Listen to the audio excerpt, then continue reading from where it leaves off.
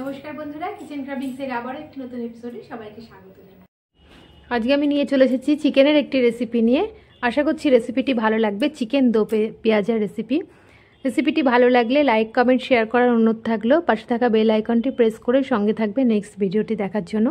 আর যারা এখনও পর্যন্ত আমার চ্যানেলটি সাবস্ক্রাইব করনি তাদের কাছে অনুরোধ থাকলো চ্যানেলটি সাবস্ক্রাইব করার জন্য। তাহলে চলো শুরু করা যাক আজকের রেসিপি। আমি এর জন্য 1 কেজি চিকেন নিয়ে নিয়েছি। চিকেনটাকে ভালো করে আমি ধুয়ে পরিষ্কার করে নিয়েছি আর চিকেনের পিসগুলোকে একটু বড় বড় করে কেটে নিয়েছি। আর ওপর থেকে দিয়ে দিচ্ছি স্বাদ মতন লবণ, আর দিয়ে দিচ্ছি 2 চা চামচ হলুদের গুঁড়ো, আর দিয়ে দিচ্ছি একটু সর্ষের তেল, আর দিয়ে দেবো একটু কাশ্মীরি লঙ্কার গুঁড়ো। এবার এগুলোকে একসঙ্গে করে আমি একটু ম্যারিনেট করে আমি আধ ঘন্টার জন্য ঢেকে রেখে দেবো। তোমরা চাইলে 1 ঘন্টাও ঢেকে রাখতে পারো হাতে সময় থাকলে। আর এদিকে একটি কড়াইয়ের মধ্যে আমি দিয়ে দিচ্ছি সাদা তেল। তোমরা চাইলে এটা সর্ষের তেলেও রান্না করতে পারো। আমি এই তেলের মধ্যে আলুগুলোকে লাল লাল করে ভেজে নিচ্ছি। তোমরা চাইলে আলুটাকেও স্কিপ করতে পারো। আমি আলুটাকে লাল লাল করে 5 মিনিটের জন্য ভেজে নিয়েছিলাম। 5 মিনিট পর ঢাকনা খুলে আলুটা ভাজা হয়ে গেছে। আমি এগুলোকে একটা পাত্রে তুলে নিচ্ছি। এবার এই একই তেলের মধ্যে আমি দিয়ে দিচ্ছি গোটা গরম মশলা ফোড়ন, গোটা জিরে, আর দিয়ে দিচ্ছি কুচো করে রাখা পেঁয়াজ। এবার এগুলোকে গোল্ডেন ব্রাউন কালার করে আমি ভেজে নেবো যতক্ষণ না সুন্দর একটা ফ্লেভার আসে। এবার একটা সুন্দর ফ্লেভারও ছেড়েছে। আমি এর মধ্যে দিয়ে দিচ্ছি আদা আর রসুনের পেস্ট, আর দিয়ে দিচ্ছি একটা টমেটো পেস্ট। এগুলোকে একসঙ্গে আমি ব্লেন্ড করে রেখে দিয়েছিলাম।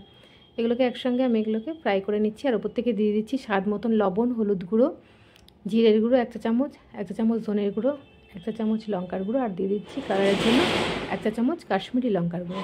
এবার এগুলোকে হালকা করে আমি একটু ফ্রাই করে নিচ্ছি। একটু হালকা তেলও ছেড়ে দিয়েছে। আর ওপর থেকে দিয়ে দিচ্ছি আমি 3-4টে কাঁচা লঙ্কা। কাঁচা লঙ্কাটাকেও আমি এর সঙ্গে একটু ফ্রাই করে নিয়েছি। এখন আমি এর মধ্যে দিয়ে দেবো ম্যারিনেট করা চিকেনটা। এবার এগুলোকে মশলার সঙ্গে একসঙ্গে আমি এগুলোকে কষিয়ে নিচ্ছি।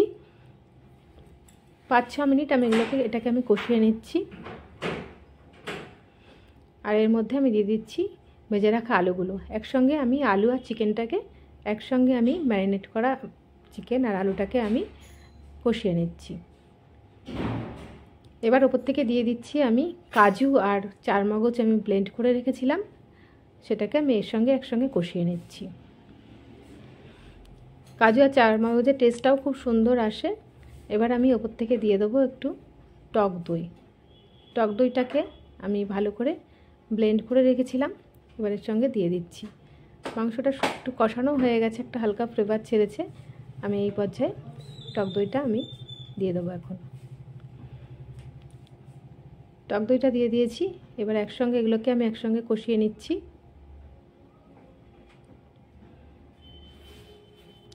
মশলা থেকে তেলও ছেড়ে দিয়েছে। এবার আমি ঢাকনা দিয়ে দেবো। 5 মিনিটের জন্য আমি ঢাকনা দিয়ে দিয়েছি। 5 মিনিট পর আমি ঢাকনাটি খুলে নিচ্ছি। চিকেনটা আমার কষানো হয়ে গেছে, মশলা থেকে তেলও ছেড়ে দিয়েছে। আর আমি উপর থেকে দিয়ে দিচ্ছি একটু গরম জল। এবার এগুলোকে একসঙ্গে আমি নেড়ে চেড়ে নিচ্ছি। এবার আমি ঢাকনা দিয়ে কড়াইটা আমি সরিয়ে নিচ্ছি। এখন এই ওভেনের মধ্যে একটা ফ্রাই প্যান বসিয়ে দিচ্ছি। আমি ফ্রাই প্যানের মধ্যে আমি একটু সাদা তেল দিয়ে দিচ্ছি।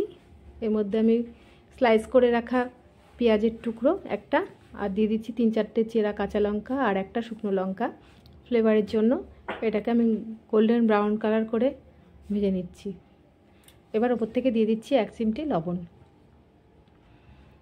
একসঙ্গে আমি গোল্ডেন ব্রাউন কালার করে ভেজে নিয়েছি। সুন্দর একটা ফ্লেভারও এসেছে।